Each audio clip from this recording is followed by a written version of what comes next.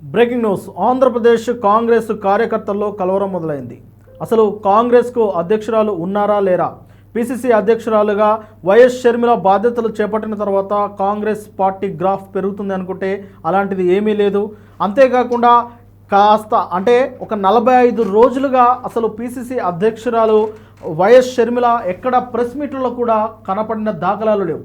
అసలు వైఎస్ షర్మిల గారు కాంగ్రెస్ పార్టీలోనే ఉన్నారా లేదంటే పార్టీని వీడారా అన్న స్పష్టత కూడా లేదు. ఈ విషయంలో కాంగ్రెస్ కార్యకర్తలతో పాటు కాంగ్రెస్ శ్రేణులు కూడా తీవ్ర స్థాయిలో ఆగ్రహిస్తూ ఉన్నారు, కలవరపడుతూ ఉన్నారు. ఒక రకంగా చెప్పాలంటే వారు ఎలాంటి ఒక పొజిషన్లో ఉన్నారంటే అసలు కాంగ్రెస్ పార్టీలో తాము ఎందుకున్నాము, అసలు కాంగ్రెస్ పార్టీకి అధ్యక్షురాలుగా పిసిసి అధ్యక్షురాలుగా వైఎస్ షర్మిల వచ్చిన తర్వాత అసలు కాంగ్రెస్ పార్టీ స్తబ్దంగా అయిపోయింది. గ్రాఫ్ ఏమాత్రం పెరగడం లేదు. పెరగడం పక్కన పెడితే అసలు పూర్తి స్థాయిలో తగ్గుతూ ఉన్నది.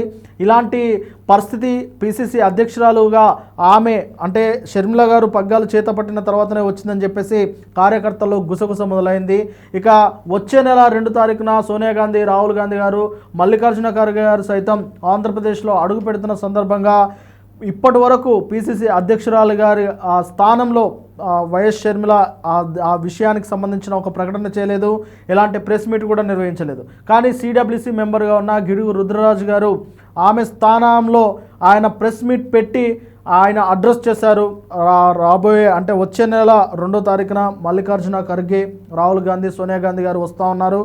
ఆ కార్యక్రమాన్ని విజయవంతం చేయాలని చెప్పేసి ఆయన మాట్లాడుతూ ఉన్నారు. మొత్తం మీద వారు వస్తున్న విషయాన్ని సిడబ్ల్యూసి మెంబర్గా ఉన్న గిడుగు రుద్రరాజు చెప్పేంత వరకు పిసిసి అధ్యక్షురాలు చెప్పకపోవడము, అలాగే ఆ కార్యక్రమంలో కూడా పిసిసి అధ్యక్షురాలు స్థానంలో వైఎస్ షర్మిల గారు పాల్గొనకపోవడం పట్ల చాలామందికి అనుమానాలు కూడా వస్తూ ఉన్నాయి. తాను త్వరలోనే పార్టీ మారబోతుందన్న అనుమానాలు కూడా వస్తూ ఉన్నాయి. అయితే ఈ మేరకు ఒక వార్త సోషల్ మీడియాలో చెక్కలు కొడతా ఉన్నది. వైఎస్ షర్మిల తిరిగి వైఎస్ఆర్సీపీ పార్టీలోకి వెళ్ళబోతుంది. వైఎస్ జగన్ గారితో ఇక మొత్తం మంతనాలు జరుపుతూ ఉన్నారు. వారి మధ్యలో ఉన్న చిక్కులు కూడా వీడిపోయాయి. ఇక జగన్ వారి అన్నగారితో పాటు పార్టీలో ఉండబోతుందన్న వార్తలు అయితే పెద్ద ఎత్తున ప్రచారం జరుగుతూ ఉన్నది. అలాంటి ప్రచారాలపై ఇప్పటి వరకు పిసిసి అధ్యక్షురాలు వైఎస్ షర్మిల స్పందించకపోవడము, వాటిని ఖండించకపోవడం పట్ల కూడా పలు అనుమానాలు వస్తూ ఉన్నాయి.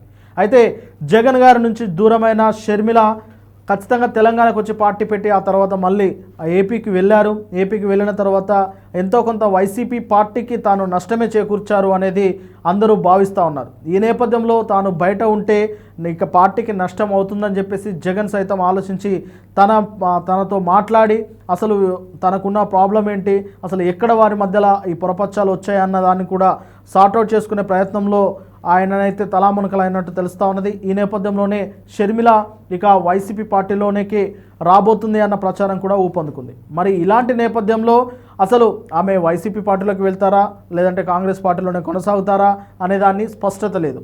అయితే అంటే వారు ఎవరైతే మల్లికార్జున ఖర్గే, రాహుల్ గాంధీ, సోనియా గాంధీ రాబోతున్న కార్యక్రమాని కోసం కూడా ఫండింగ్ కూడా ఇవ్వాల్సిన పరిస్థితులు అయితే ఉన్నాయి. దానికోసం ఇప్పుడు వైఎస్ షర్మిల గారు ఖర్చు పెడతారా లేదంటే ఎప్పటిలాగే రేవంత్ రెడ్డి గారు దానికి సంబంధించిన ఫండింగ్ విషయంలో ఈయన సహాయ సహకారాలు అందిస్తారా అన్న చర్చ కూడా నడుస్తూ ఉన్నది. అంటే గతంలో కూడా కాంగ్రెస్ పార్టీని ఏపీలో బలపరచడానికి రేవంత్ రెడ్డి గారు పూర్తి స్థాయిలో ప్రయత్నం అయితే చేస్తున్నట్లు కొన్ని వార్తలు వచ్చాయి. ఈ మేరకు వారు వస్తున్న సభ కార్యక్రమాల కోసం ఫండింగ్ కూడా రేవంత్ రెడ్డి గారే ఇస్తారన్న ఒక వార్తలు కూడా వినిపిస్తూ ఉన్నాయి.